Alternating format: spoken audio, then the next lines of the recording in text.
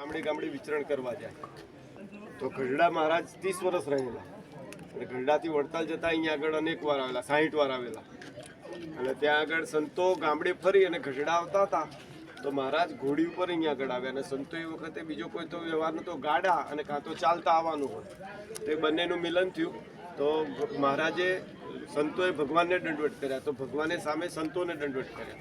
તો સંતોએ કહ્યું કે મહારાજ તમે તો પૂર્ણ પુરુષોત્તમ, સર્વ અવતારના અવતારી, સર્વ કારણના કારણ, સર્વોપરી સ્વામિનારાયણ ભગવાન છો, એટલે મેં તમને દંડવત કરી છે, પણ તમે એમ કે અમને કેમ દંડવત કરો? તો મહારાજ કહે સંતો તમે તો મારું હૃદય છો, કે તમે ઘેર ઘેર જઈ અને જીવને અમારી ઓળખાણ કરાવો છો.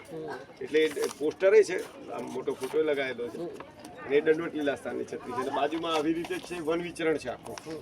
સ્વામિનારાયણ ભગવાને સરયુથી વન વિચરણ ચાલુ કર્યું 9 વર્ષની ઉંમરે અને 7.5 વર્ષ વન વિચરણ કર્યું. એની ફોટોગ્રાફી, સેલ્ફી બધું થઈ શકશે, દર્શન થઈ શકશે. અને આ સ્વામિનારાયણ મંદિર છે. ઘેર બેઠા એના દર્શન કે કથા વાર્તાનો લાભ ગમતો હોય તો વોટ્સએપમાં QR કોડ સ્કેન કરવાનો છે. તો ખાલી ના એટલે સ્કેન જ કરવાનું. તમારું વોટ્સએપ ખોલો, નેટ ચાલુ કરી અને સ્કેન 2 સેકન્ડ થશે મારે. તમારા હાથમાં મોબાઈલ તો રાખો.